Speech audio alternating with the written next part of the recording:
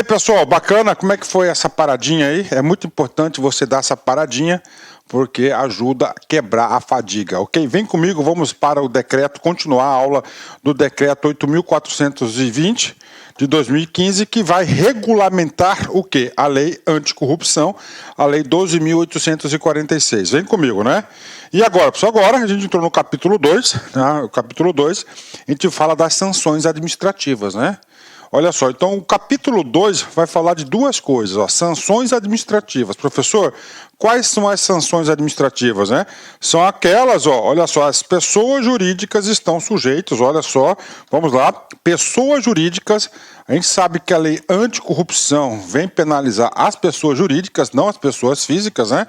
Ah, professor, que significa dizer que não haverá punição para as pessoas físicas? Negativo, né?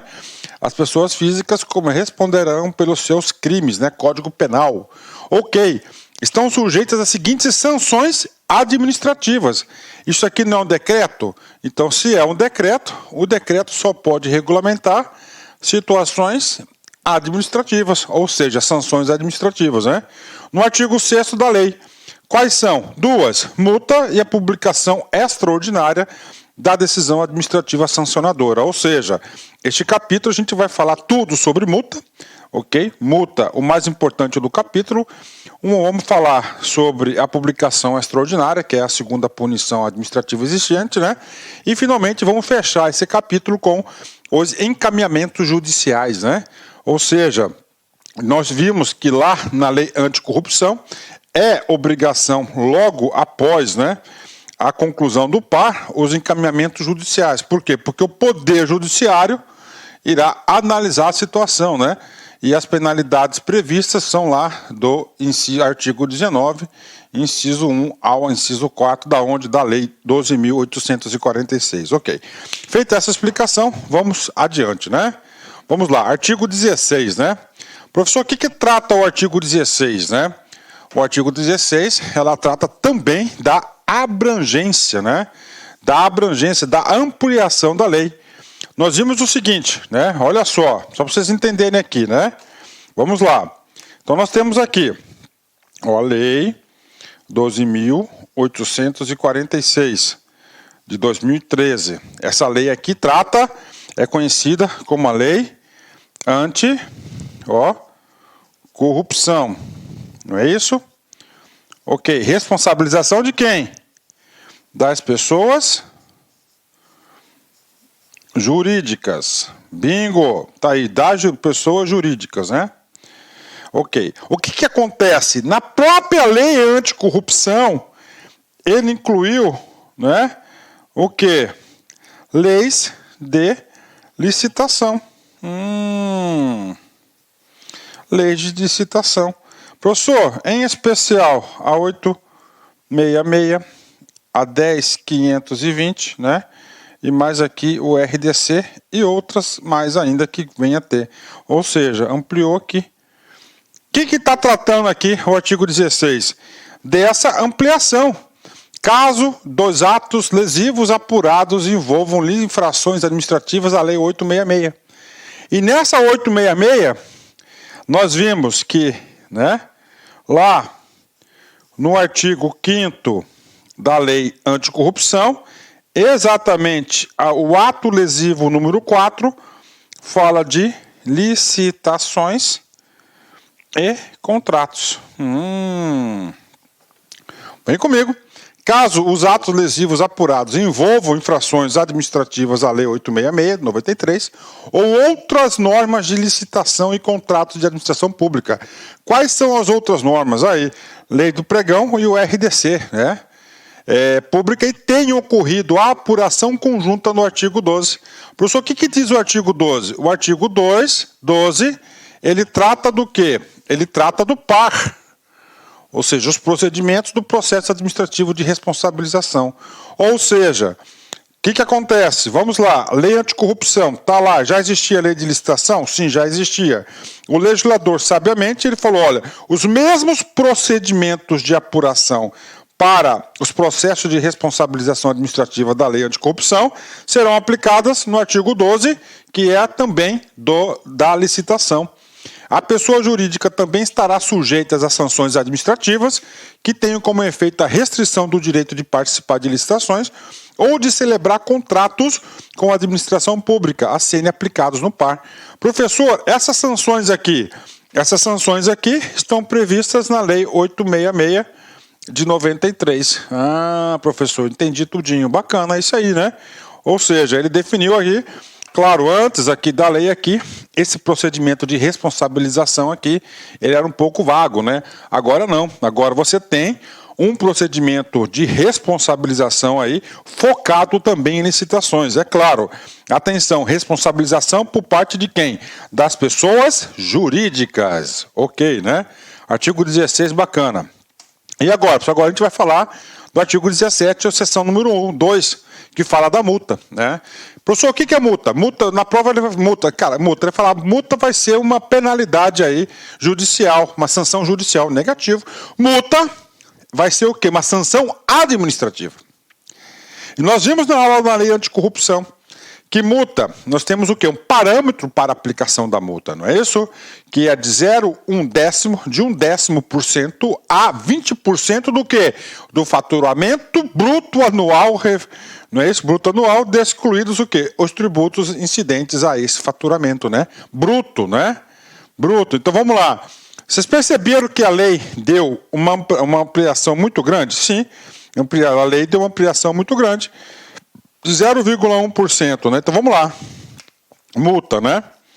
Multa, né? Multa, ele falou o seguinte, que será de 0,1% até o quê? 20% do faturamento bruto anual, menos o quê? Os tributos.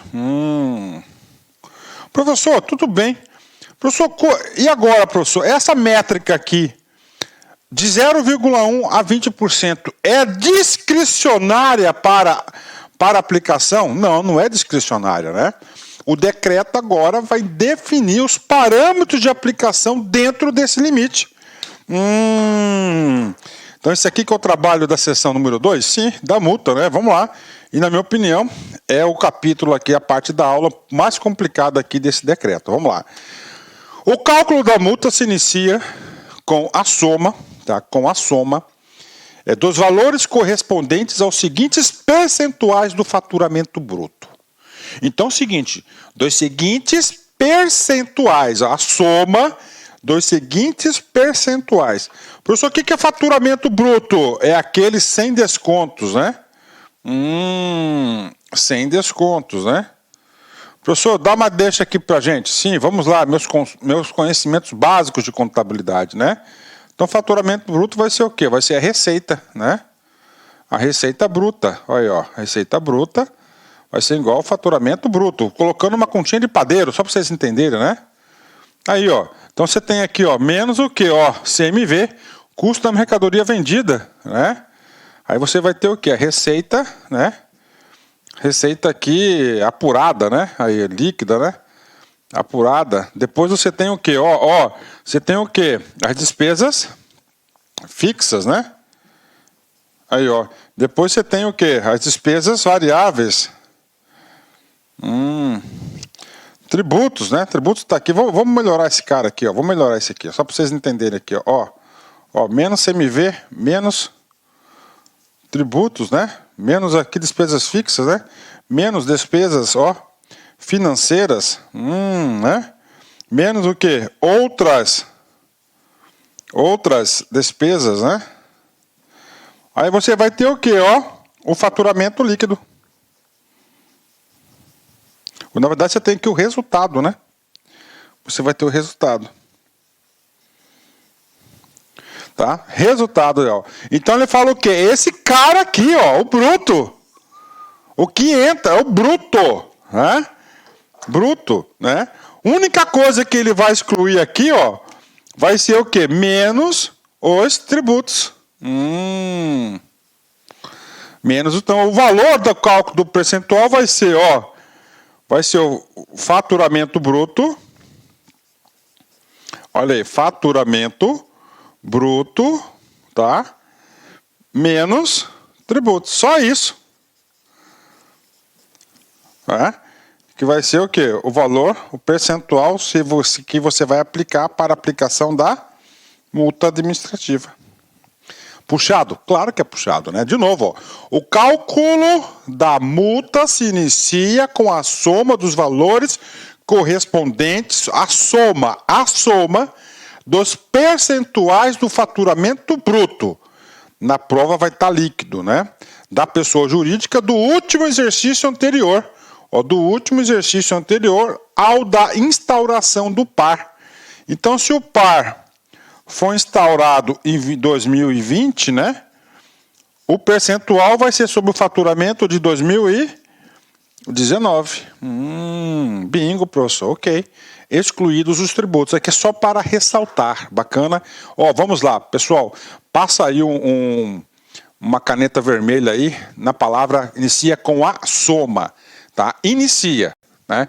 Quando o legislador coloca no caput do artigo 17 a palavra se inicia, significa dizer que nós teremos outros artigos que vêm complementar o cálculo da multa, né? Professor, é correto afirmar que o cálculo da multa dar-se-á exclusivamente pelo artigo 17? Negativo. O artigo 17 vai ser somente o quê? Uma primeira parte para o cálculo da multa, né? Soma. Soma de que fatores? Vem comigo, né? Vamos lá. Vou colocar em vermelho aqui, ó. 1% a 2,5% havendo continuidade dos atos lesivos. Tá aí. Então, houve lá um ato lesivo, né? Vamos colocar um exemplo para vocês, né? É o exemplo que eu estou trabalhando desde o começo da aula. A empresa que não sabia de nada, que o gerente de negócio com o setor público, o que aconteceu com ele? Ele, por conta e risco, foi lá e ofereceu vantagem devida para o agente público. E aí, professor? Só que ele não cessou, ele continuou a ser um ato contínuo. Então é o seguinte, ele já vai cair de 1 a 2,5%, calculando a multa dele, tá? Bacana, né? 1% a 2,5% para tolerância ou ciência. Olha aí. No caso, tá? No caso dele, tá? Tá? Então eu vou colocar aqui, vou pegar um papelinho aqui, depois eu passo a limpo para vocês. Só um pouquinho aqui, pegando a caneta, né? E eu tô pegando um papelinho aqui pra gente, tá? Fazer o negócio aqui. Eu vou calcular aqui, ó. Então é o seguinte, no caso concreto aqui, cálculo da multa dele. Eu vou somar aqui, ó, letra A, né? Houve continuidade. Vou notar aqui. Então, letra A, né? Continuidade. Cara, o meu propósito aqui é para você aprender de 1 a 2,5%. Letra B, olha só. Houve ciência do diretor. O cara não fez por conta e risco, né? Olha lá, ciência. Tá? Então vai ser também de 1 a 2,5%. Ok, vem comigo. 1% a 4%. Olha aí. 1% a 4%. No caso de interrupção no fornecimento do serviço público, né? Ou execução da obra. Ou seja, aconteceu o quê? Houve a interrupção do serviço. Parou lá a obra, parou o serviço público, né? Então o legislador fez aqui, tá? Mais uma punição aqui, interrupção, tá? De 1 a 4%, né? Do seu faturamento bruto. Bacana, né? Vamos continuar.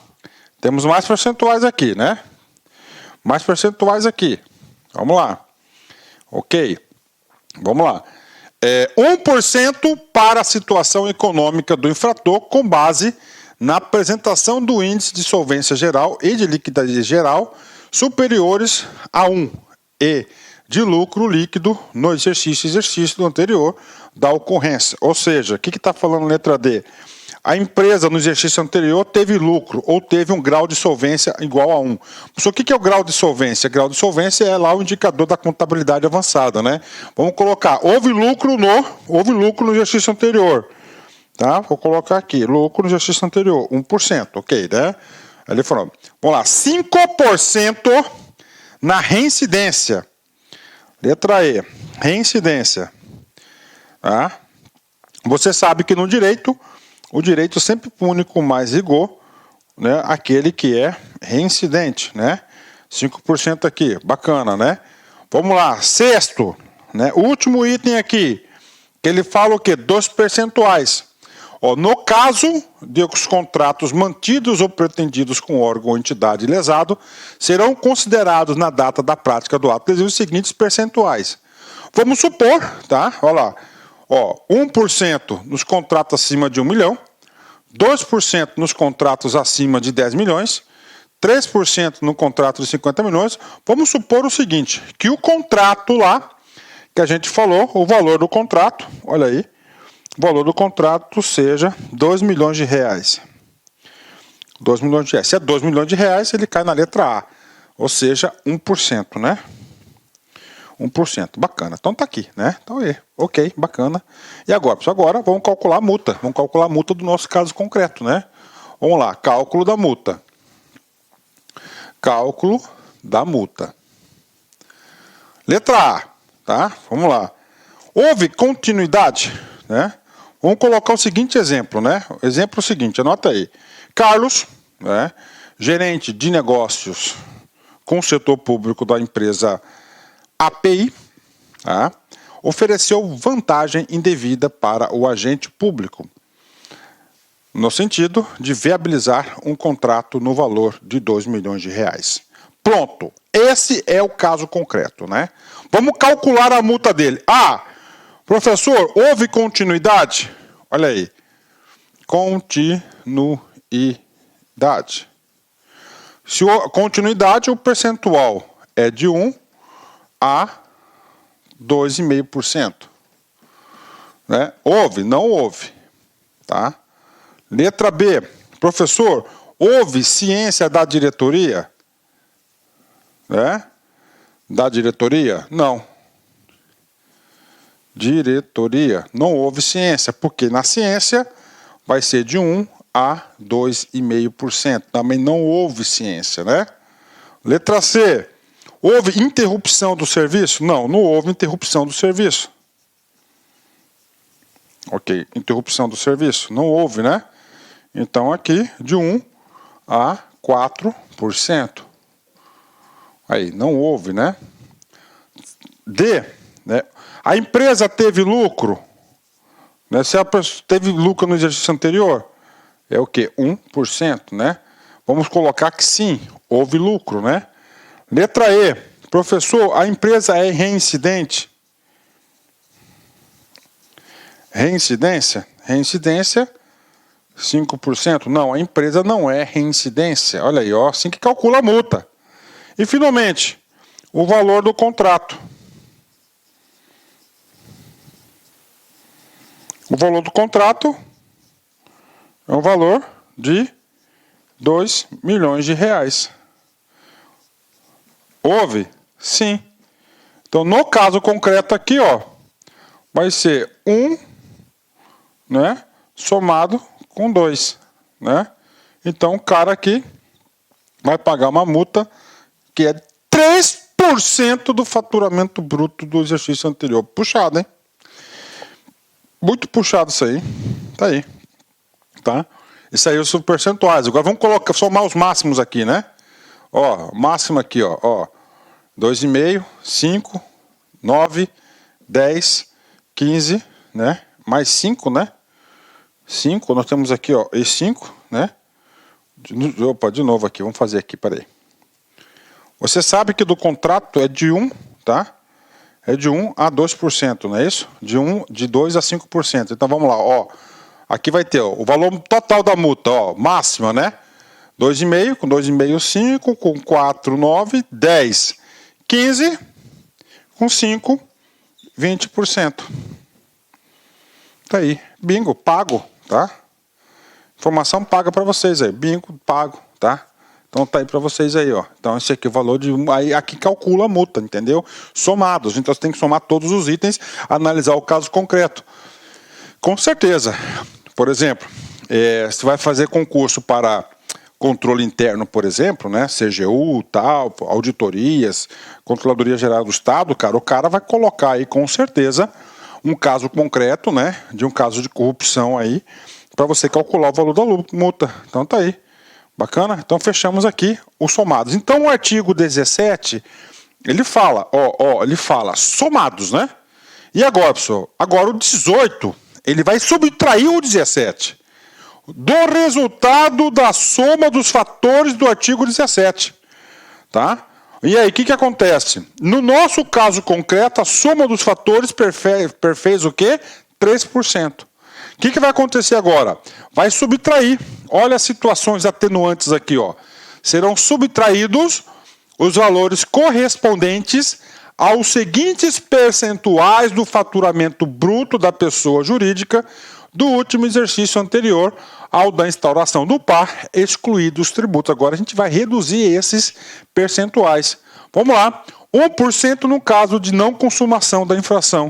Ah, professor, o cara lá do gerente de negócios não consumou a tentativa de celebração do contrato. Se não houve o quê? Não houve consumação, houve um crime tentado, né? Se não houve a consumação do ato da infração, ele vai ter o quê? O desconto de 1%. Então, 3% menos 1 vai pagar 2%, né? Qual que é a outra situação? 1,5% no caso de comprovação de ressarcimento pela pessoa jurídica dos danos que venha causado. Ou seja, a empresa chegou, ela ressarciu todo o dano causado. Então, vai deduzir 1,5%. 1,5%. Tá? Somado com o de cima aqui, né? Olha aí, vai somando, é cumulativo aqui. 3.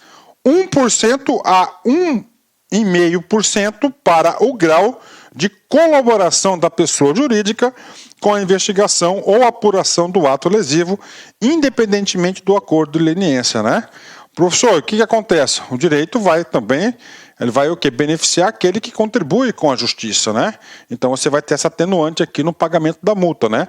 Professor, porque independentemente do acordo de leniência, nós veremos nessa aula, inclusive, que é o seguinte, se você faz um acordo de leniência, você tem benefícios, e um dos 3 benefícios existentes é redução até de 2/3 da aplicação da multa imposta, do valor da multa imposta ao sujeito, né? Então isso aqui que diz aí o acordo, né? Vamos lá, outras reduções aqui. 2% no caso de comunicação espontânea pela pessoa jurídica antes da instauração do par acerca da ocorrência do ato lesivo. Olha que conduta legal, né? A diretoria, o controle interno da empresa, né? A API, descobriu que o gerente de negócios estava fazendo isso. Descobriu. Então ela faz o quê? A colaboração espontânea. Tá? Na colaboração espontânea, já reduz o quê? 2%, né? Ó, lá teve o ato, né? Ele recebeu a multa de 3%, não é isso? 3%. Já descontou 1 porque não houve consumação. Não houve consumação porque houve a denúncia espontânea por parte da empresa. Então já zerou, né? Calma, bem, tem mais coisa aí, né? Outra coisa aqui, ó. 1% a 4% para a comprovação de a pessoa jurídica possuir e aplicar um programa de integridade conforme os parâmetros estabelecidos no capítulo 7, ou seja, o programa de compliance, né? Olha só, essa empresa, ela tem um programa de compliance efetivo, tá? Que é o cumprimento estreito das normas, né?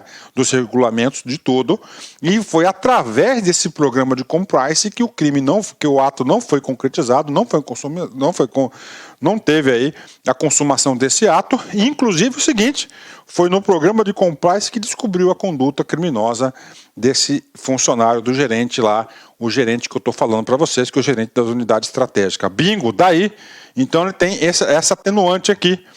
Professor, então como é que vai ser o cálculo? O cálculo vai ser exatamente o quê? A diferença de um para outro. Bingo, 10. Vamos seguir adiante, né?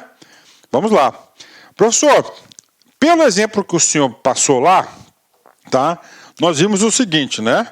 Ó, somado, né? Ele teve 1%, né? Mais 2%. Então ele teve 3%. Só que subtraído, professor, ele tinha 1, 4 e 1, né? Então aqui, professor, ele teve 6%, né? A diferença de um para outro, professor, ficou 3% aqui, ó. Então significa dizer que a administração pública, ele vai ficar um crédito lá? Não fica um crédito. Ele não vai pagar nada de multa? Negativo, ele vai pagar alguma coisa de multa, né? Agora o artigo 19, então esse cara aqui vem a ser o artigo 17, Olha a matemática, a ginástica que a comissão lá do par vai ter que fazer, né? E o artigo 18, que é o quê? Subtraídos, né?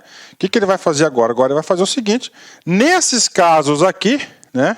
Onde é zero ou negativo ou para pagar, ele vai atribuir um valor fixo aí para o pagamento. Olha só, na ausência de todos os fatores previstos no artigo 17 e 18, ou seja, não tem como mensurar o artigo 17 e o artigo 18. Ok, é a primeira hipótese. Ou, que é o mais comum, de resultado das operações de soma e subtração ser igual ou menor a zero. Menos 3 é menor que zero. O valor da multa corresponderá conforme o caso A. Ah, professor, então a empresa aí, ela vai escapar da multa? Claro que ela não vai escapar da multa, né? Professor, o que ela vai pagar então? Ela vai pagar as seguintes situações. Primeiro, 1/10% do faturamento bruto do último exercício anterior ao da instauração do par excluídos a tributação. Então, olha aí, ela vai pagar o quê? 1/10%. 1/10% do seu faturamento bruto, né? Mesmo tendo regras de compliance, tudo, né? Tá aí. Para que isso? Para desestimular mesmo, né, a prática desse tipo de conduta. Aí, 1%, né? Tá aí. 2, né? R$6.000 na hipótese do artigo 22. Professor, o que diz o artigo 22? O artigo 22 faz parte desse capítulo e o artigo 22 diz o seguinte, né? Tá igual outro canetão aqui, que a tinta desse aqui já está um pouquinho cobalida, né? Pronto, aqui, né? O que diz o artigo 22? O artigo 22 é o seguinte, que é impossível utilizar o critério de faturamento.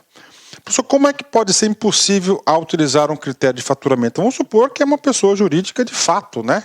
Ela não é de direito ainda, ela não foi constituída, ela vai responder pela pessoa, ela vai responder sim, ela vai responder, tá? Ela vai responder sim. Então, no caso, quando não há possibilidade, ele vai pagar uma multa de 6%, né? Professor, bingo, então tá aí. Ou seja, o cara não vai ficar sem pagar a multa, pelo menos 6 conto vai ter que pagar, né? Vamos lá, artigo 20, né? O que diz o artigo 20? Artigo 20, a gente vai falar dos mínimos e do máximo, né? Da aplicação da multa. Você viu ali que existe uma discricionalidade de 1 a 1,5%, de 1 a 4%, assim por diante. E nós temos o teto estabelecido na lei de anticorrupção. Vem comigo, vamos lá, artigo 20.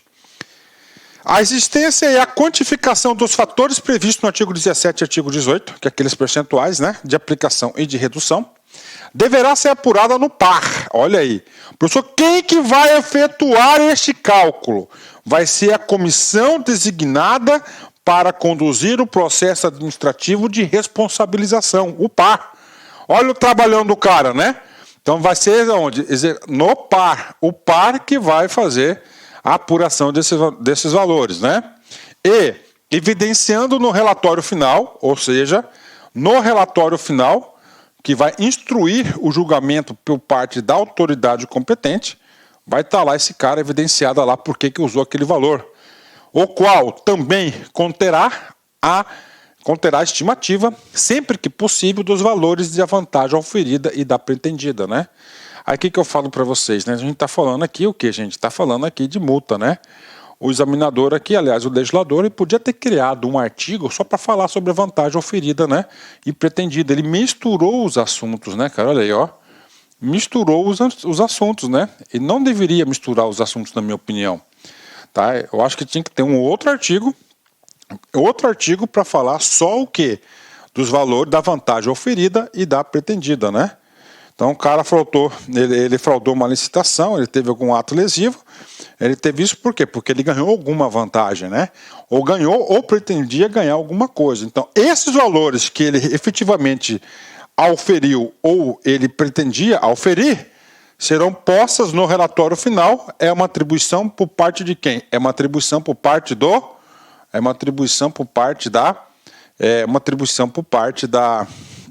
comissão. Ok. Parágrafo 1º. Em qualquer hipótese, tá? O valor final da multa terá como limite. Tá? Nós vimos, né? Nós vimos o seguinte, né? Nós vimos, né? Que lá na lei ele fala 0,01% a 20%. Valor mínimo. O maior valor previsto entre a vantagem oferida e o previsto no artigo 19, tá? Tá aí, no mínimo, né? Então, artigo 19, né? O artigo 19, nós temos duas situações, né? Ó, 0,1% do faturamento bruto, né? Ou 6 conto. Aí, tá? Ou 6 conto, tá aí. É o valor mínimo da multa, tá? Vantagem oferida. O cara, ele queria, né? O agente lá queria lucrar 100 mil reais na comissão dele. Então, isso aqui foi a vantagem oferida, 100 mil. Então, é o seguinte, o maior valor entre... Qual que é a vantagem oferida? 100 mil. Tá? Vamos supor que 1% dessa empresa, né? 1% dessa empresa equivale aqui a 150 mil reais. Aí, 150 mil reais equivale a 1% da vantagem oferida, né? Do valor bruto do faturamento da empresa. Então, nesse caso, vai ser o maior valor, vai ser o quê? 150 mil reais. Valor máximo, o menor valor entre, né? O menor valor entre, vamos lá. 20% do faturamento bruto do exercício anterior da instauração do par. Vamos supor, tá? Que ali, ó, dá 150 mil, né? Que o valor máximo, né? Os 20% do faturamento bruto do exercício anterior corresponde aí, tá? Ó, 1 bilhão de reais, tá? 1 bilhão de reais. Ok. Letra B. 3 vezes o valor da vantagem pretendida. Se a vantagem pretendida foi 100 mil, né? 100 mil, então vai ser o quê, ó? 100 mil vezes 3. Então, nesse caso concreto, né, a comissão vai ter que aplicar uma multa, né, de 150 mil a 300 mil reais, né? A 300 mil reais. E aí, professor? Aí é o seguinte, sempre vai aplicar multa pelo maior valor, pode ter certeza disso. Sempre, sempre, sempre, cara. Você pode pegar o fiscal de tributos, de prefeitura, o cara sempre desce a caneta no maior valor.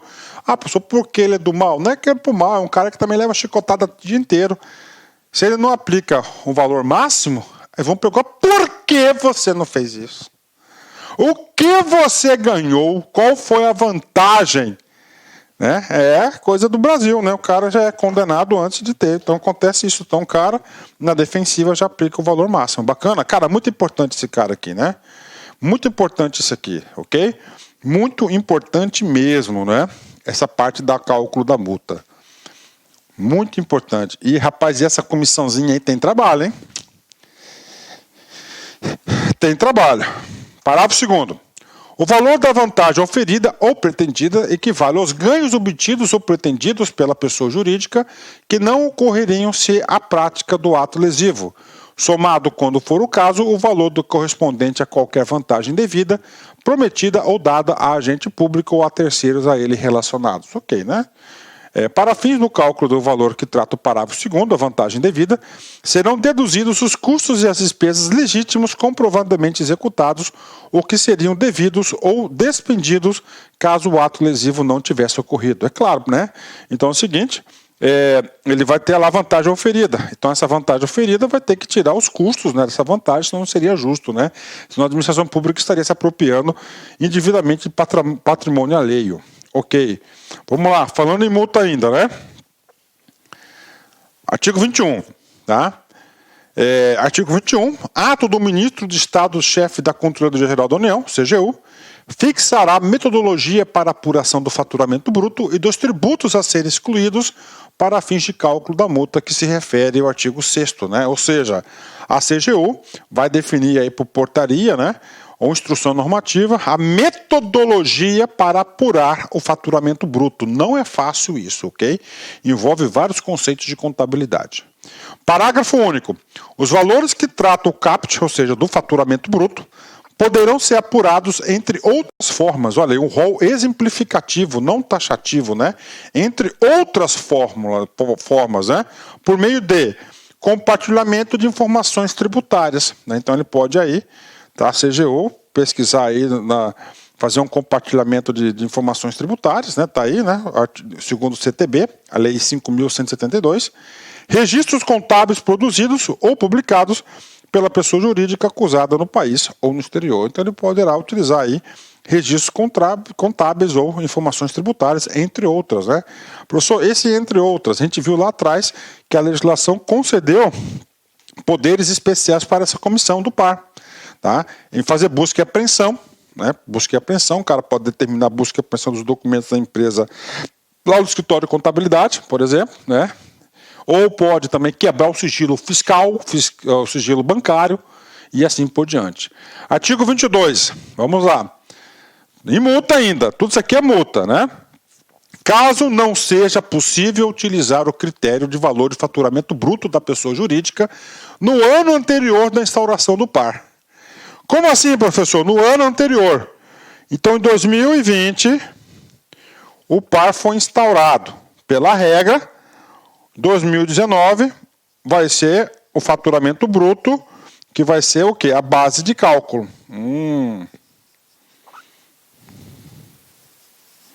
Professor, não pode 2019, porque a empresa foi criada em 2020. Então não tem, é um caso, tá aí, né? Ou em 2019 a empresa ficou o quê? Ficou suspensa, sem atividade, pode acontecer? Claro que pode acontecer, né? Os percentuais dos fatores indicados no artigo 17, que é a soma e a subtração, incidirão sobre o valor do faturamento bruto da pessoa jurídica, excluídos os tributos, no ano em que ocorreu o ato lesivo. Tá aí, ó, né? Na verdade aqui não é PAD, né? Aqui é par. Ok. Vamos supor que o ano lesivo foi em 2018. Então vai considerar o 2018. Ok, né? No caso que a pessoa jurídica não ter tido faturamento do ano anterior ou da instauração do par. Ok, né? B.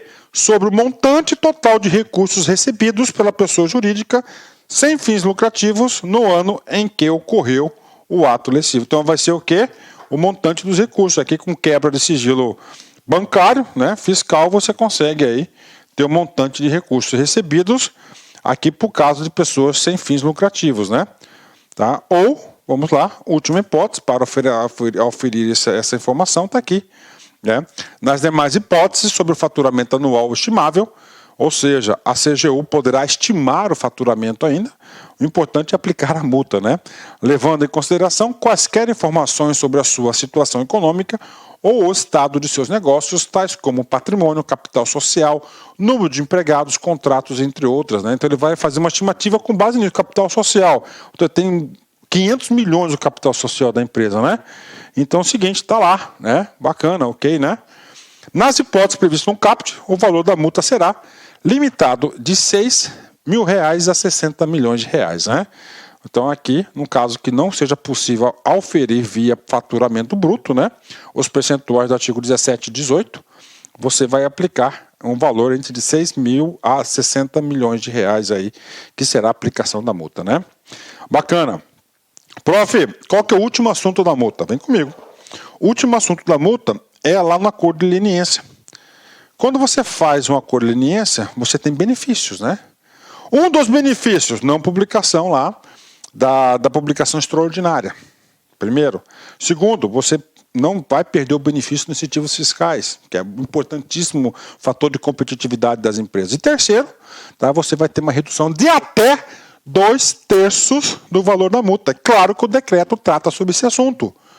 Com a assinatura do acordo de leniência, não a proposta, assinatura, a multa aplicável será reduzida conforme a fração nele pactuada, observado o limite do parágrafo tal. Esse limite aqui, tá, é de até 2/3, né? Então, lá no acordo, tá, vai pactuar. Normalmente, vai pactuar de 1/3, né? Então, ele vai pagar o valor da multa. Faz todos aqueles cálculos e, no final, desconta aí o valor do acordo de leniência, 1/3, né? Ótimo, né? Vem comigo. O valor da multa previsto no caput poderá ser inferior ao previsto no artigo 6º, né? Ó, poderá ser inferior ao mínimo previsto, né? Professor, qual que é o mínimo previsto, né? 0,1% do faturamento bruto. Ok. No caso em que a autoridade signatária declarar o descumprimento do acordo de leniência por falta de imputável à pessoa jurídica colaboradora, o valor integral encontrado antes da redução que trata o caput será cobrado na forma da cessão, ou seja, vai virar um título fiscal, né? Vai virar um título fiscal aqui de execução, né? Um título fiscal de execução extrajudicial. Descontadas as funções eventualmente já pagas. Ok, se ele descumprir o acordo, ele vai estar pagando aí o valor integral, menos os 2/3 aí previsto na legislação. Multa, professor, chega, né? Tá aí.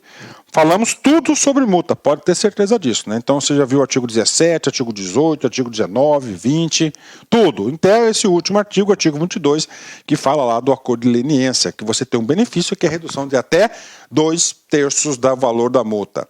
Prof, e agora?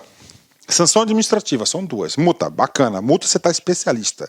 Você sabe tudo de multa, você está preparado para fazer qualquer prova de concurso público sobre multa. Mas nós temos uma outra punição, tá? Que é uma punição de imagem, né? Que é a publicação extraordinária da decisão administrativa sancionadora. Ou seja, né, ele quer constranger a empresa, né? Então a publicação, isso aí é novo, eu nunca tinha visto isso no direito administrativo, até a edição dessa lei em 2013. Artigo 24. A pessoa jurídica sancionada, ou seja, punida administrativamente pela prática de atos lesivos contra a administração pública, artigo 5º da lei, nos termos da lei de anticorrupção, publicará a decisão administrativa sancionadora na forma de extrato de sentença cumulativamente. Ou seja, ele vai ter que publicar o extrato dessa sentença que ela recebeu a sanção. Cumulativamente, ou seja, ele vai ter que publicar em todos esses itens. Em meio de comunicação de grande circulação, na área da prática da infração e de atuação da pessoa jurídica, e na sua falta, a publicação de circulação nacional. 2. Edital afixado no próprio estabelecimento ou no local de exercício da atividade, em localidade que permite a visibilidade do público pelo prazo mínimo de 30 dias. Né? Tem que ser um ano, né? Por 30 dias. 3.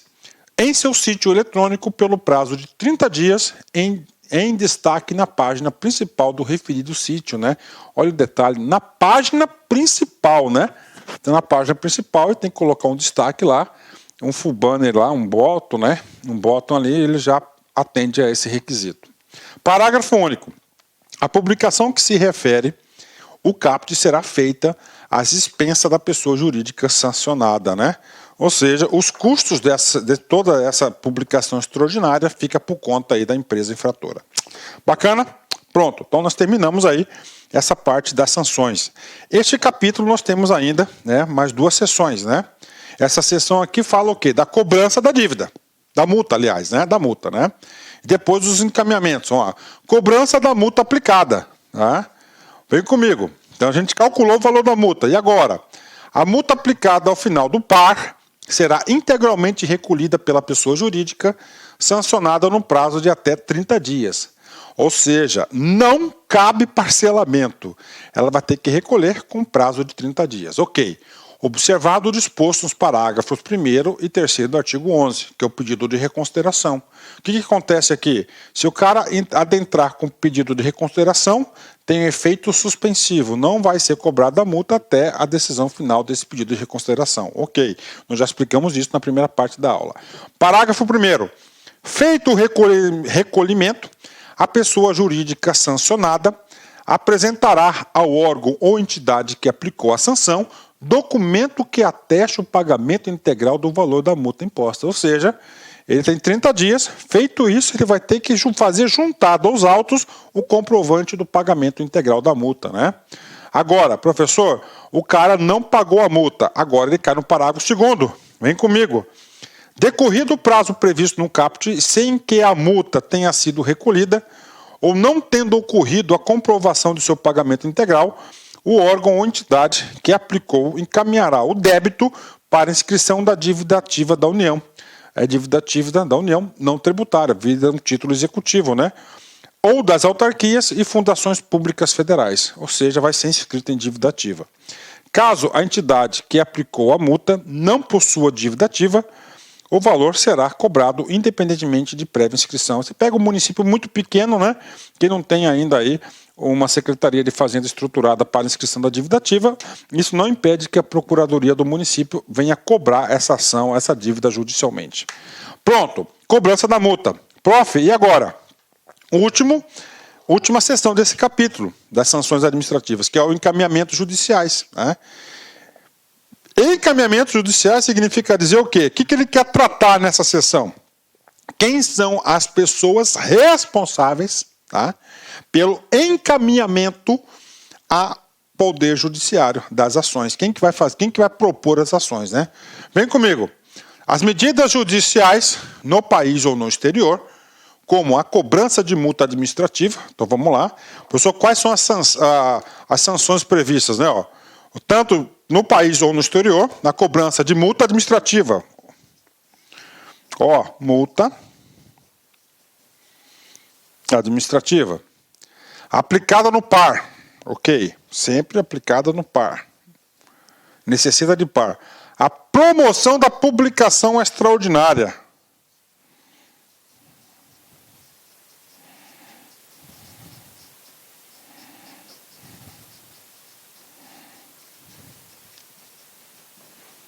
Ok, né? A persecução das sanções referidas nos incisos 1 a 4.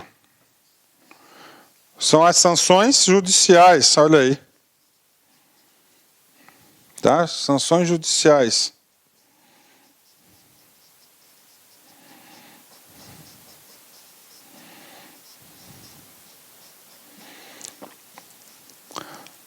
Perdimento de bens, suspensão, dissolução e perda de incentivos fiscais, né?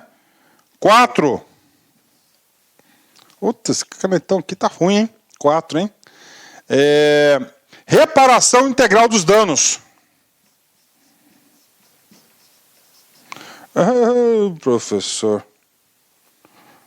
Tem que ver o que está acontecendo com esses canetões, né? Vamos lá, né? Vamos lá, 4 aqui, ó.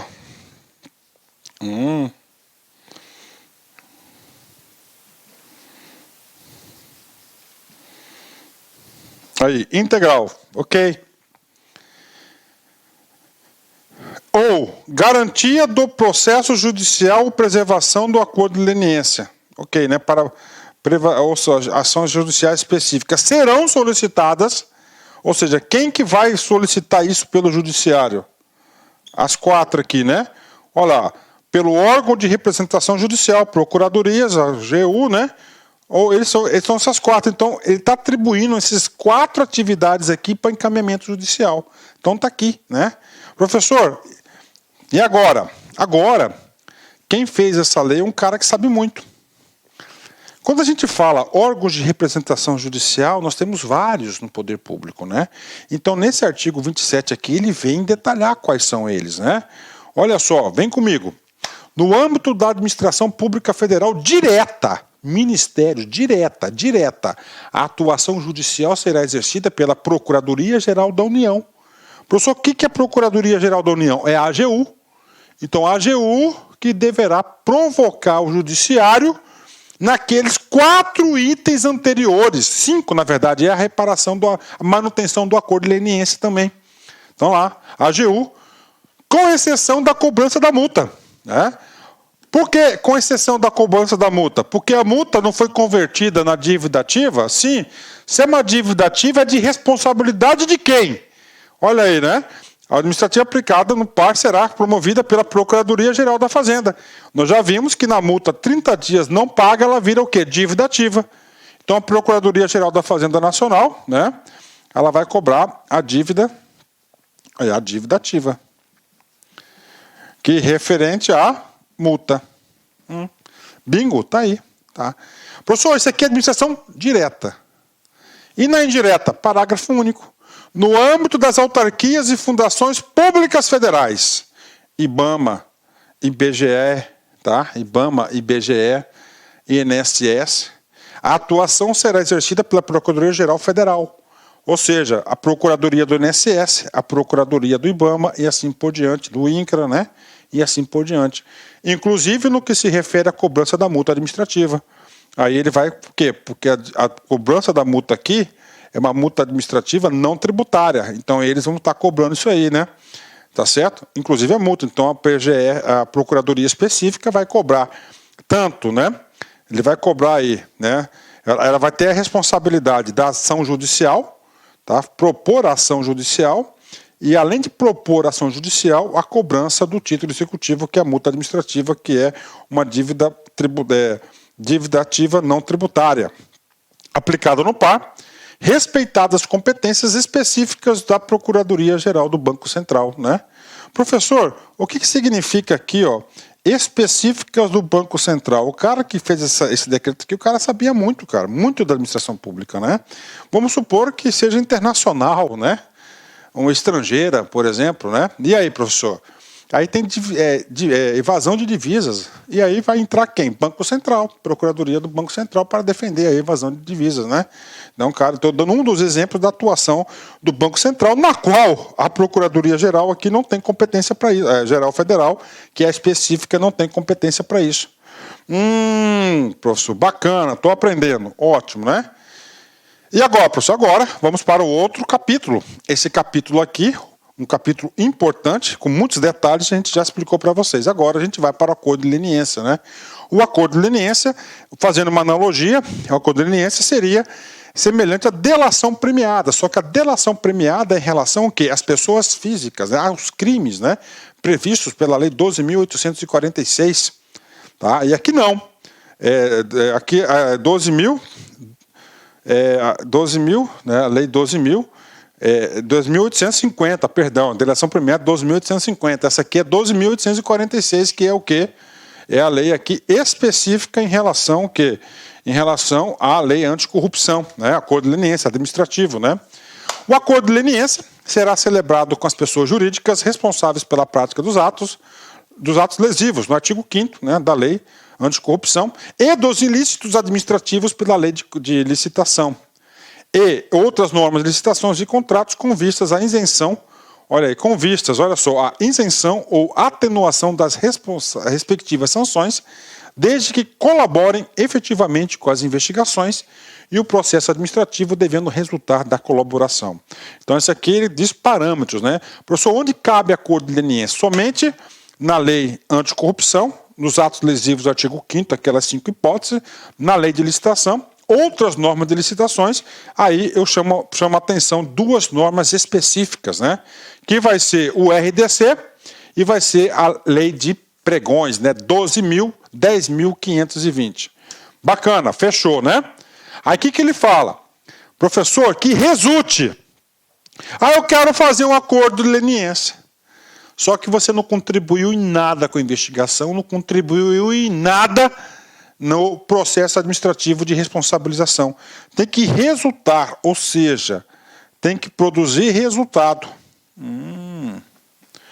Professor, qual que é o resultado esperado? Está aqui, a identificação dos demais envolvidos, tá, na infração administrativa quando couber. Professor, como nos demais envolvidos? Você tem que delatar. Você vai ter que delatar. Delatar, tá? Quando couber. Vamos supor que tem um conluio de 5 empresas. Aquele gerente que eu falei para vocês, tá? Era um cara muito bem articulado, tá? Aquele gerente, né, lá dos negócios com o setor público, costuma tomar um chopinho sempre na sexta-feira com os colegas que são gerentes das empresas concorrentes. 3, ele mais 3, 4. E lá eles combinavam, não, essa você entra, essa eu entro, tá? E assim tudo bem, eu vou colocar um preço tal, combinam, vamos fraudar a licitação, por exemplo. É um ato lesivo, tá lá. E aí, professor? Um deles, delator, pronto. Delator, pronto, caiu, ó, tá? Tá aqui. Aí, o último lá, que é o líder, o cara não delator. Ele não tem para quem delatar. Pronto, tá? Então, quando cai a casa, o primeiro que abre o bico tem benefício, gente, tá? Direito penal. Quando a casa cai, o primeiro que abre o bico fica menos tempo preso. Quiçá, nem fica preso, né? A obtenção célere de informações de documentos que comprovem a infração sob apuração. Então ele vai fazer o seguinte, vamos lá, temos termos práticos aqui para vocês, o cara assina no acordo de leniência, né? Com a seguinte perspectiva, não, ó, eu sou o gerente, tá? Então é o seguinte, o que acontece, é um coloio mesmo, estava ali, tá aqui e tal, para o cara desistir da licitação, eu ia ter uma vantagem devida de 100 mil, então eu estava pagando lá para o presidente da comissão de licitação 5 mil para o processo, e para cada um que desistisse eu estou dando 10 mil, né? E eu faturava os outros 50, ficava no meu bolso, os 55 mil, né? Pronto, você colocou. Como é que você vai provar? Não, eu tenho aqui, ó, a gente se reunia a tal, tem prova, tem aqui a transferência bancária para o cara. Ele vai comprovar tudo isso, conversa telefônica, tudo, né? Tudo, pronto. Ele vai ter direito aqui ao acordo de leniência, né? Você pode ter certeza, cara, que o pesado aqui para a pessoa jurídica, cara, é aqui administrativamente, não é o judiciário. O judiciário, você viu lá que é o perdimento de bens, né? É a suspensão de dissolução da empresa e perda de incentivos fiscais, né? Mas o mais pesado aqui, se ele fez o acordo de leniência, ele já não vai perder os incentivos fiscais, não vai ter publicação extraordinária e vai ter redução de 2/3 da multa, até 2/3 da multa, né? Bacana, então tem que trazer resultado. Artigo 29. Compete à Controladoria Geral da União celebrar acordo de leniência no âmbito do Poder Executivo Federal. Então, todos os acordos de leniência do Poder Executivo Federal é de responsabilidade e competência da CGU. E nos casos de ato lesivo contra a administração pública estrangeira, né? Todo mundo sabe que eu sou cuiabano, mato-grossense com muito orgulho, a cidade que eu nasci, fui criado, moro e não pretendo mudar daqui. É o seguinte, eu tenho uma empresa aqui de Cuiabá, por exemplo, fez um contrato com a Bolívia e lá aprontou. Professor, uma empresa brasileira fez um contrato na Bolívia e lá teve lesão contra atos da administração pública boliviana. Quem que tem administrativamente para fazer o acordo de leniência vai ser a CGU, né, federal. Então, a lei, a 12.846, já tinha atribuído essa competência para a CGU. O decreto apenas replicou. Bacana, né? Vamos lá. Agora, professor, professor, então, o primeiro passo lá, né? Você vai ter que fazer o acordo de leniência, você vai ter que produzir um resultado. Qual que é a produção do resultado? Você vai ter que delatar seus comparsas e apresentar provas dessa delação. E, além disso, você cai no 30. A pessoa jurídica que pretenda celebrar acordo de leniência deverá, primeira conduta da empresa, ser a primeira a se manifestar interesse em cooperar para a apuração do ato lesivo específico, quando tal circunstância for relevante. Então, ela tem que se manifestar primeiro, tá? A administração pública não pode oferecer acordo de leniência, né? Ela que tem que se interessar. Primeiro passo. Segundo, a partir do momento que fala, não, eu quero, o que tem que acontecer? Ela tem que cessar com o seu ato criminoso. Ter cessado completamente seu envolvimento no ato lesivo a partir da data da propositura do acordo. Bacana. 3. Admitir sua participação na infração administrativa, ou seja, confissão, né? Uma das coisas mais difíceis no direito penal é você comprovar a autoria do crime, né? A partir do momento que o cara confessa, já está provado, né? Comprovou que o cara fez. Muito bom. Admitir a sua participação, confissão. 4. Cooperar plena e permanentemente com as investigações e o processo administrativo e comparecer sob suas expensas e sempre que solicitada aos atos processuais até o seu encerramento. Então, ele vai ter que participar intensivamente do processo, né? Fornecer informações, documentos e elementos que comprovem a infração administrativa. Você tem que gerar o resultado, né? Vamos lá, tem mais? Tem mais. O acordo de leniência que trata o caput será proposto pela pessoa jurídica, claro, né? Pelos seus representantes, ou seja, quem responde pela empresa, na forma do seu estatuto, contrato social ou por meio de procurador com poderes específicos para tal, normalmente o advogado, né? Isso aqui reproduziu exatamente o artigo 26. O artigo 26 trata quem responde pela pessoa jurídica, né? Porque a pessoa jurídica ela não é uma pessoa natural, né? Os atos da pessoa jurídica são feitos através da pessoa natural. Então, aqui fala para os seus representantes. Parágrafo 2º. A proposta de acordo de leniência poderá ser feita até a conclusão do relatório a ser elaborado no par. Olha que coisa importante, né? O cara que fez isso aqui, o cara sabia mesmo, né? Então, o que acontece? Olha só. Professor, qual que é o momento, tá? Qual que é o momento de eu fazer o acordo, eu firmar o acordo? Então, houve lá o quê? Houve instauração, a autoridade competente instaurou um par, um procedimento administrativo de responsabilização. O primeiro passo vai ser cientificar a empresa. Pronto, a partir daquele momento, ele pode até antes, né? Espontaneamente, ele pode procurar a administração pública para fazer a propositura. É melhor ainda, né? Então ele falou, olha, até o relatório final da comissão você pode aí se redimir dos seus fatos, né? Então o que acontece, né? O negócio para a comissão é ótimo isso, né? Ótimo, o cara confessa, então ele vai apresentar provas, né? Da sua autoria para ter direitos e benefícios, né? Então o que acontece? Até antes da edição do relatório final, ele pode falar, eu quero fazer o acordo. Eu quero fazer uma proposta de acordo, tá certo? É o seguinte, é uma proposta, né? Proposta do acordo, porque a CGU vai avaliar se vale a pena ou não fazer esse acordo com a empresa, né? Ok, vem comigo. E agora, pessoal, agora a gente vai falar da proposta de celebração.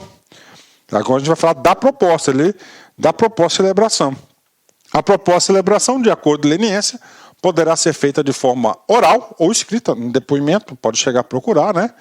É oportunidade em que a pessoa jurídica proponente declarará expressamente que foi orientada a respeito dos seus direitos e garantias e deveres legais em que e de que não atendimento às determinações e solicitações da Controladoria Geral da União durante a etapa de negociação importará na desistência de proposta. Ou seja, a partir do momento que ela vai fazer que faz a proposta de celebração do acordo, ela tem que ser feita o seguinte, pode ser verbal ou escrito, né? Claro, normalmente escrita, e a CGU vai ter que informar, né, todos os efeitos jurídicos em relação a essa proposta.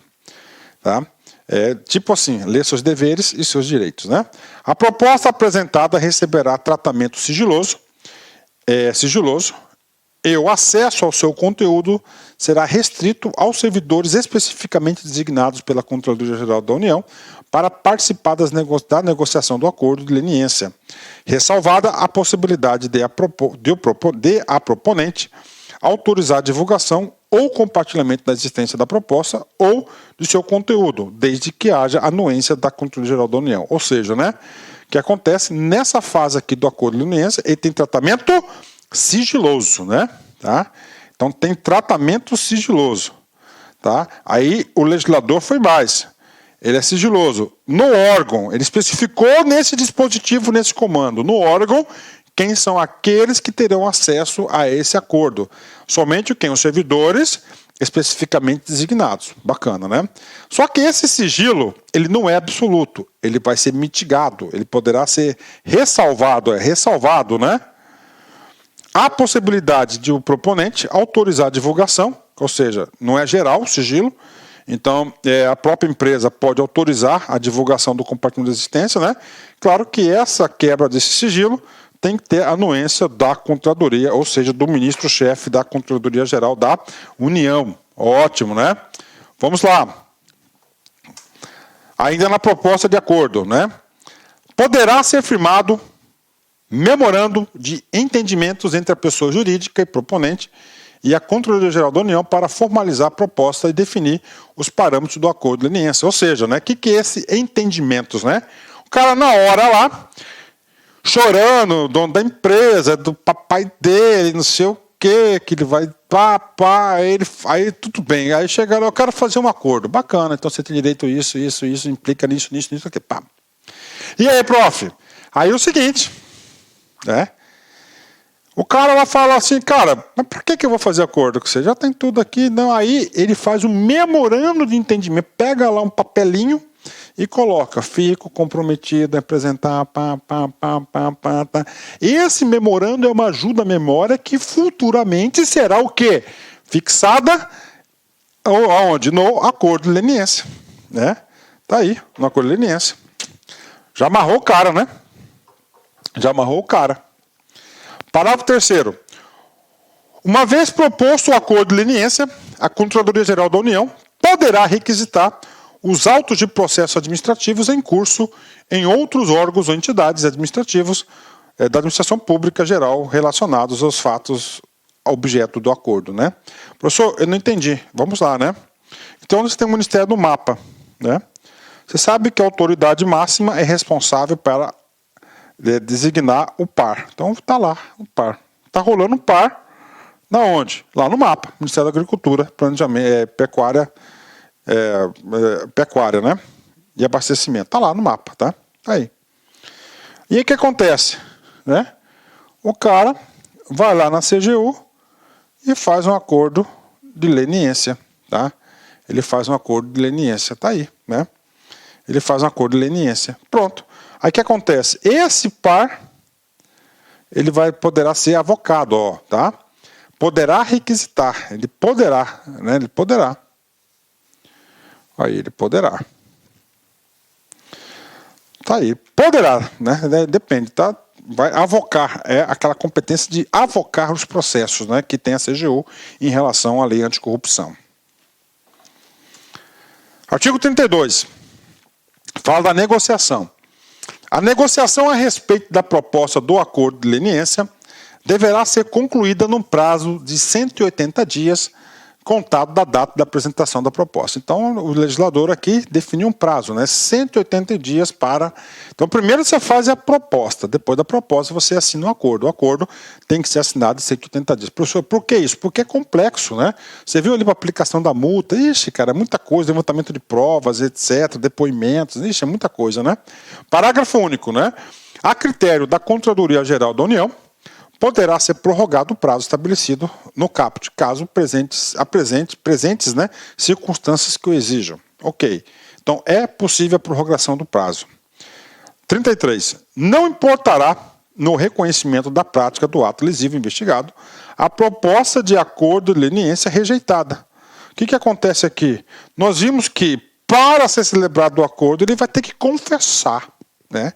Aí, passados aí 180 dias, o acordo foi rejeitado por conta da CGU. Pode? Claro que pode. Professor, mas aí a empresa já apresentou tudo. Já confessou, ela vai ser penalizada? Não pode. Tá? Não pode, isso aqui é muito importante. Isso aqui difere da delação premiada, hein? Isso aqui difere da delação premiada. Se houve um cancelamento do acordo, cara, o que acontece?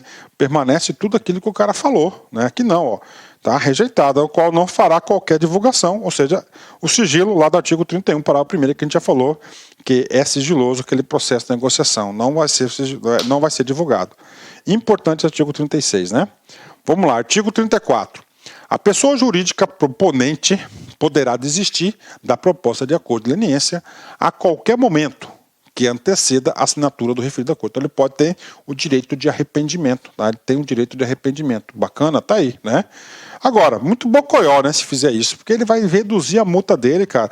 Ele pode cair e pagar 0,1%, né, 6 mil reais aí de multa só, né?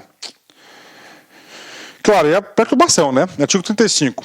Caso o acordo não venha a ser celebrado, os documentos apresentados durante a negociação serão devolvidos sem a retenção de cópias. Olha, serão devolvidos sem a retenção de cópias à pessoa jurídica proponente e será vedado o seu uso para fins de responsabilização, exceto quando a administração pública federal tiver conhecimento deles, independentemente da apresentação da proposta de acordo de leniência, né?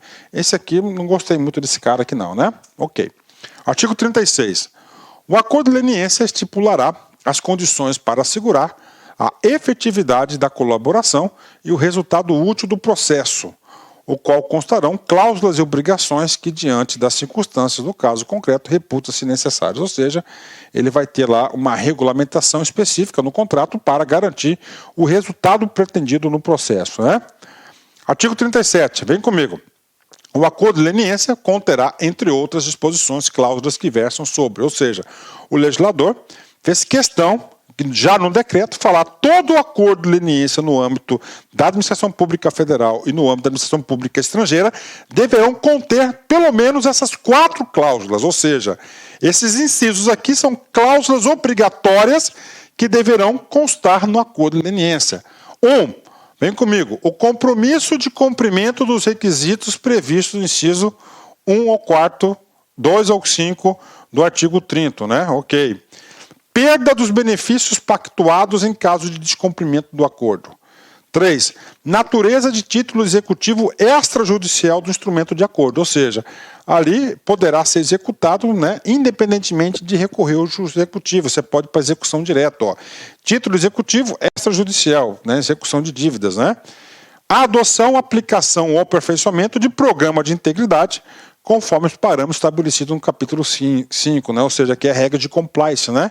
Então, para assinar um acordo de leniência, a empresa fica obrigada a constituir um programa de compliance que a gente vai falar nessa aula ainda. Ok? Bacana? Fechado esse dispositivo. Vamos continuar, né? Artigo 38. Artigo 38. A Controladoria Geral da União poderá reduzir e julgar os processos administrativos que apurem infrações administrativas previstas na Lei de Anticorrupção e na Lei de Licitação, em outras normas e licitações de acordo de fato. Ou seja, né, então ele poderá conduzir e julgar os processos administrativos, né, que apurem infrações administrativas. Professor, o que vem a ser isso aqui? Né? Está repetindo? Não. Esses processos administrativos aqui são outros processos para unificar, tá, para atribuir na competência. Está sendo repetitivo, já falou esse cara aí, né? Artigo 39, vem comigo. Até a celebração do acordo de leniência, pelo ministro de Estado, chefe da Controladoria Geral da União, ou seja, né, somente pode assinar acordo de leniência o ministro da CGU, o chefe da CGU. A identidade da pessoa jurídica consignatária de acordo não será divulgada ao público, ressalvado aquelas hipóteses lá do sigilo, né, caso haja acordo da empresa e do CGU para fazer a divulgação. Parágrafo único. A Controladoria Geral da União manterá restrito o acesso a documentos e informações comercialmente sensíveis à pessoa jurídica signatária de acordo com leniência. Né? O que é isso? Né? Quando ele faz um acordo de leniência, a empresa lá vai divulgar todas as suas informações, inclusive informações aí de foro comercial, de competitividade. Né? Se divulgar essas informações, ela vai perder o quê? Competitividade, o concorrente vai ter acesso a isso. Então, poderá o ministro-chefe o quê? Tornar essas informações restritas, né? Ótimo, né? Vamos lá. Artigo 40. Uma vez cumprido o acordo de leniência pela pessoa jurídica colaboradora, serão declarados em favor da pessoa jurídica signatária, nos termos previamente firmados no acordo, um ou mais dos seguintes efeitos, né? Vamos lá, né? Então, uma vez que cumpriu o acordo, né? Quais são os efeitos, né, desse acordo? Quais os benefícios, né? Isenção da publicação extraordinária da decisão administrativa sancionadora. Ou seja, ela não vai pagar essa sanção, né? Isenção da proibição de receber incentivos, subsídios, subvenções, doações ou empréstimos de órgãos, entidades públicos e de instituições financeiras públicas ou controladas pelo poder público. Ou seja, isso aqui é o quê? Uma sanção judicial. Fez o acordo, não poderá ser penalizado.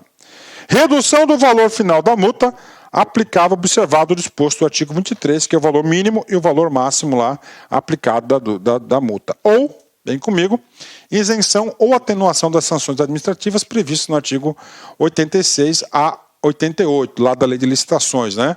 Como assim isenção? Aqui tem lá, fica proibido de contratar, pega uma declaração de idoneidade, né? Então vai ser o quê?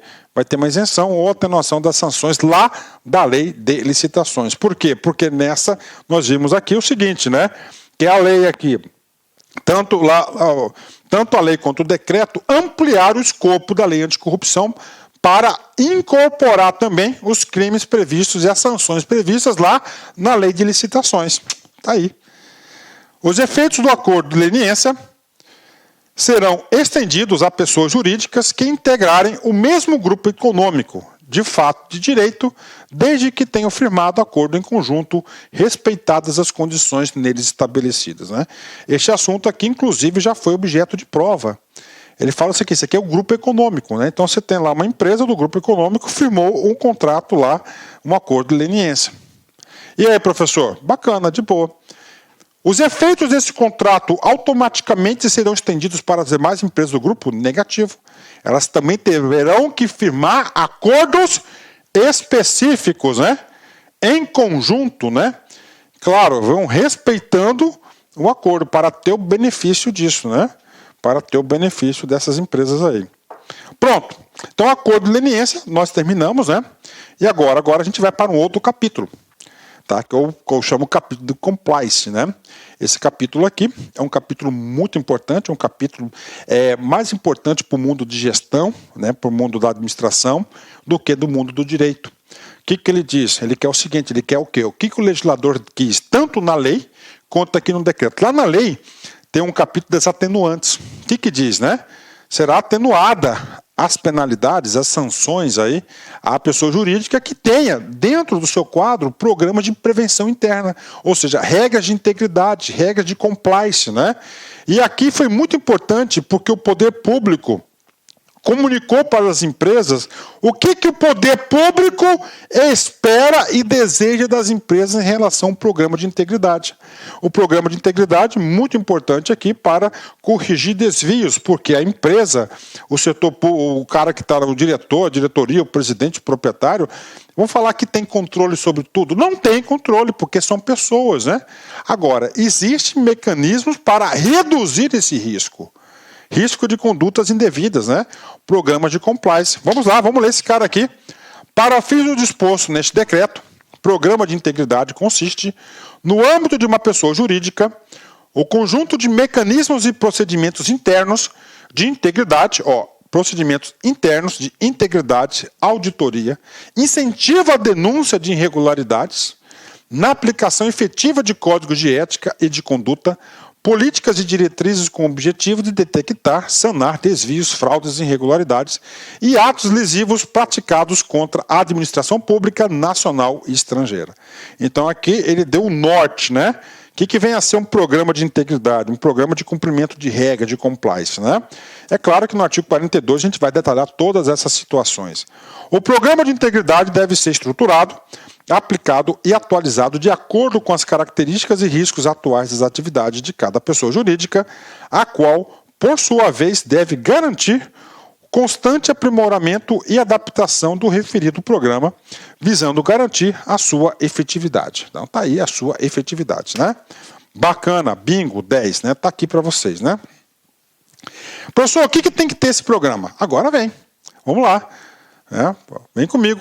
Para fins do disposto no parágrafo 4º do artigo 5º do Programa de Integridade, será avaliado quanto à sua existência e aplicação de acordo com os seguintes parâmetros, né? Vamos lá, 1 a 1. Comprometimento da alta direção da pessoa jurídica, incluídos os conselhos, tanto de administração quanto fiscal, evidenciado pelo apoio visível e inequívoco ao programa. Então ele tem que estar sempre a liderança na frente desse programa, né? Padrões de conduta, código de ética, políticas de procedimentos de integridade, aplicáveis a todos os empregados e administradores, independentemente de cargo ou função exercidos, né? Padrões de conduta, código de ética e políticas de integridade estendidas, quando necessário, a terceiros tais como fornecedores, prestadores de serviço, agentes intermediários e associados. Ou seja, esse programa tem que ser todos os stakeholders da organização. 5 itens. Treinamentos periódicos sobre o programa de integridade. Análise periódica de riscos para realizar adaptações necessárias ao programa de integridade. Registros contábeis que reflitam de forma completa e precisa as transformações da pessoa jurídica. Controles internos que assegurem a pronta elaboração e confiabilidade de relatórios e demonstrações financeiras da pessoa jurídica.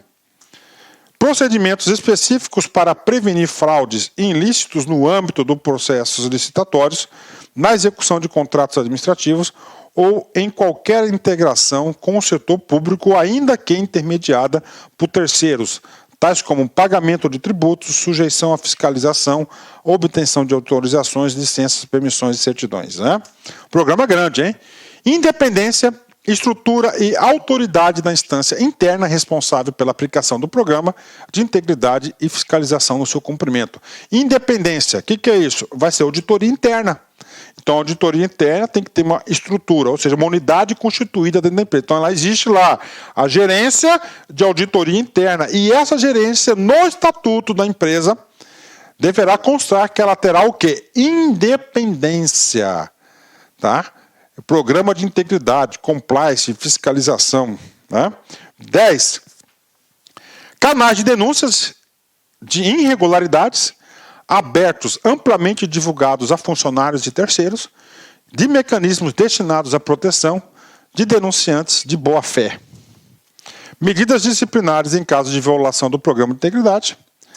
12. Procedimento que assegurem a pronta interrupção de irregularidades ou infrações detectadas e de tempestiva de remediação de danos gerados. Né? Diligências apropriadas para a contratação, conforme o caso, supervisão de terceiros, tais como fornecedores, prestadores de serviço. Né? O que é diligências apropriadas? Né? O cara sair lá da sua caixinha e ir até o local do fato, né? Fazer diligência, tudo com relatório, tem que provar isso quando eu estiver lá querendo ter o benefício do programa de compliance, né? Verificação durante os processos de fusão, aquisição, reestruturação societárias, do cometimento de irregularidades ou ilícitos ou existência de vulnerabilidades nas pessoas jurídicas envolvidas, monitoramento contínuo do programa de integridade, visando o seu aperfeiçoamento, na prevenção,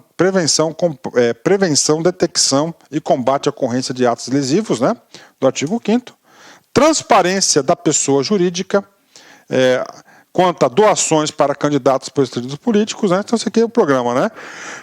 Professor, e aí, professor? Cara, é muita coisa, com certeza. Minha empresa é micro. Eu não tenho condições, professor, de criar uma gerência de auditoria interna. Não precisa, os processos são pequenos. Aí, claro que o legislador fez o quê? Um adendozinho, né? Parágrafo 3º. Eu mudei de ordem porque faz respeito a esse assunto. Ó. Na avaliação de microempresas e empresas de pequeno porte, serão reduzidas as formalidades e os parâmetros previstos. Ó, reduzidas, né? Excluídas, né? Não se exigindo especificamente, tal. Só para você ter uma ideia, ó. 14 e 15, ó. Tá? Verificação durante, não precisa, né?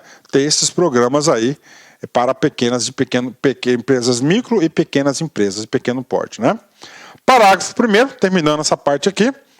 Na avaliação dos parâmetros que trata este artigo,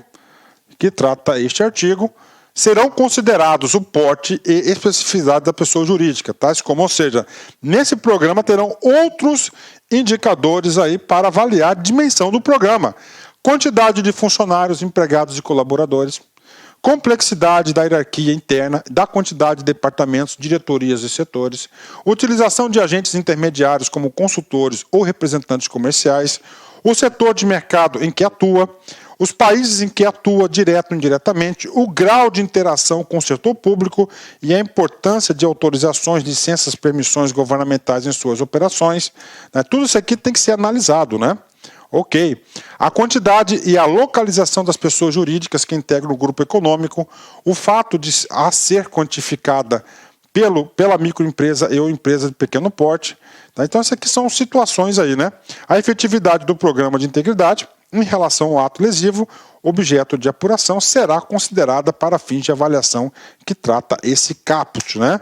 Ou seja, bastante leitura aqui, esse assunto aqui, né? Vamos lá. Terminando essa parte aqui, essa parte que nós temos aqui em relação aqui ao programa de compliance, né?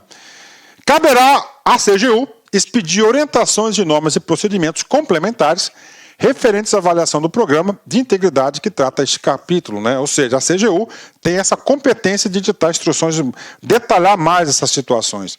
A redução dos parâmetros de avaliação para microempresas e empresas de pequeno porte poderá ser objeto de regulamentação de ato conjunto da CGU, né, com o ministro de chefe da Secretaria de Microempresas aí, né?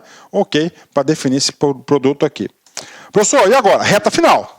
Tá? Sei aí que a gente já estendeu um pouquinho a nossa aula, né? Nossa, já tem 1h23 aí, mas falta pouca coisa. Já estamos na parte final. Último capítulo aqui, basicamente, né? Último capítulo do decreto. Professor, e agora? Seguindo a ideia da lei. Então, lá na lei, lá no final, vocês lembram que criou o Cadastro Nacional de Empresas Punidas pela... Então, lá que ele falou? Então, está aqui. Então, esse capítulo 5 agora aqui, ele vai tratar deste assunto. Nós sabemos que o Cadastro Nacional de Empresas Punidas é de responsabilidade do governo federal. Especificamente de quem? Da CGU. Né? Então, vem comigo. O Cadastro Nacional de Empresas Inidôneas e Suspensas, 6, que é para licitação nacional, o CGU é responsável também. Informações referentes a sanções administrativas impostas a pessoas físicas ou jurídicas que impliquem restrição do direito de participar de licitações ou de celebrar contratos com a administração pública de qualquer esfera federal. Então, um cadastro nacional, né? Ah, professor, como é que eu sei lá no meu município que tal empresa não pode contratar comigo?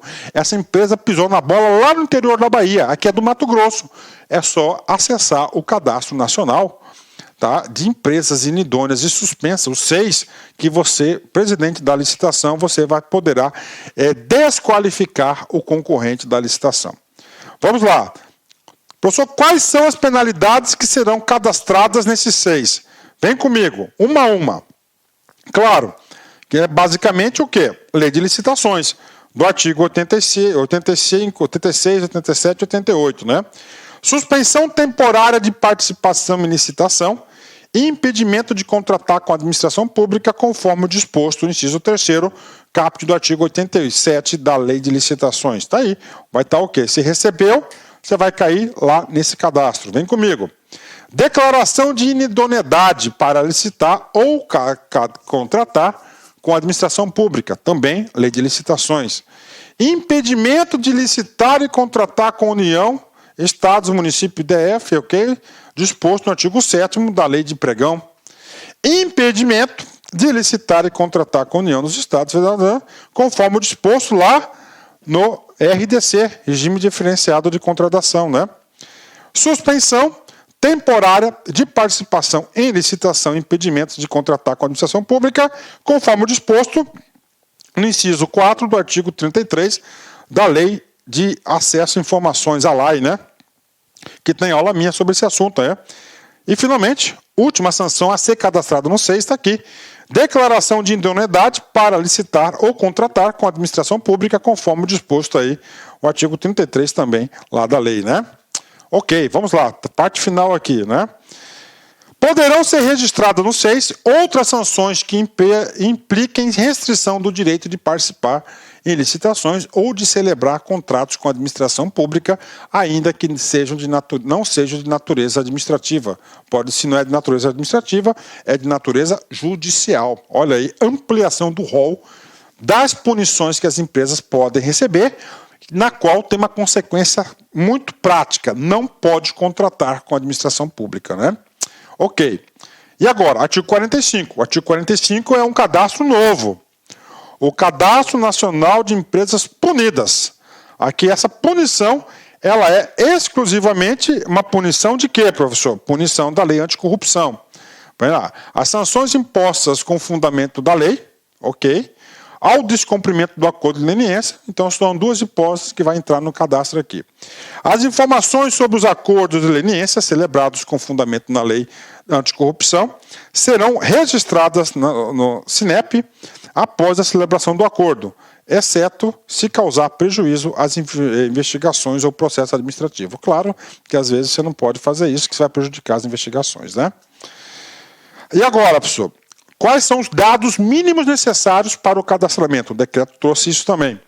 Constarão no 6 e no SINEP, sem prejuízo a outros a serem estabelecidos pela CGU, né, dados e informações referentes a nome, razão social da pessoa jurídica, física ou pessoa jurídica sancionada, número de inscrição de pessoa jurídica no Cadastro Nacional ou do CPF, ok? Professor, por que pessoa física, né?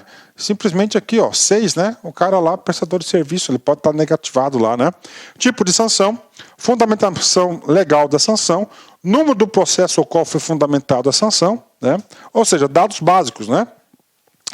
Data de início de vigência do efeito, limitador ou impeditivo da sanção ou data da aplicação da sanção, data final do efeito limitador ou impeditivo da sanção quando couber, nome do órgão ou entidade sancionador e o valor da multa quando couber.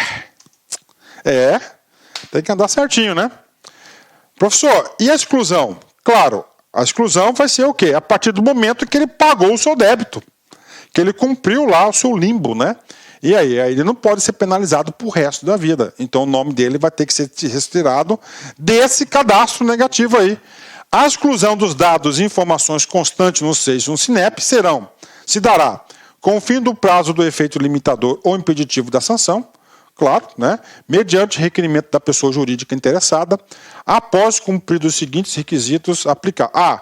Publicação da decisão de reabilitação da pessoa jurídica sancionada nas hipóteses lá do artigo 43 e o cumprimento do acordo integral de leniência, reparação do dano causado ou quitação da multa aplicada. Então, ele será o quê? Excluído desses cadastros, né? Ok. O fornecimento dos dados e informações que tratam o artigo 43 e 46 pelos órgãos e entidades dos poderes executivo, legislativo e judiciário de cada das esferas, né, será disciplinado pela Controladoria Geral da União. O que está dizendo aqui? Está dizendo o seguinte, que todos os órgãos do Brasil todo, todas as esferas e todos os poderes, deverão alimentar esse cadastro nacional. Bom, muito bom isso. Pronto, e agora, professor, disposições finais, último capítulo aí, reta final aí, né? Vamos lá, só leitura. As informações referentes ao par instaurado no âmbito dos órgãos da entidade do Poder Executivo Federal serão registrados no Sistema de Gerenciamento Eletrônico de Processos Administrativos Sancionadores, mantido pela Controladoria Geral da União, conforme o Ministério do Estado, conforme o Ministério da CGU. Ok. Ou seja, tem um sistema nacional aí, um sistema aí da CGU que controla as punições, né? Os órgãos e entidades da administração pública, no exercício de suas competências regulatórias, disporão sobre os efeitos da lei anticorrupção no âmbito das atividades reguladas, inclusive no âmbito da proposta de celebração de acordo de leniência, né? E aí, né? Então temos aí para vocês, caberá ao ministro, né? Esse decreto entra em vigor na data de sua publicação. Olha ela aí, Dilma Rousseff, né? Ela aí fez aí a edição desse decreto no dia 18 de março de 2015, né? E aí, professor, bacana. Concluímos aí duas partes aí, essa nossa super aula do decreto 8.420. E claro, eu tive uma palavra aqui, uma frase de encerramento falando de ética, né? Honestidade é um presente muito caro. Não espere isso das pessoas baratas, né? Olha aí, né? Não espere isso das pessoas baratas, porque a honestidade, tá, é um presente muito caro, realmente, hein? Tá certo, meus amigos? Um forte abraço, fique com Deus. Tchau, tchau.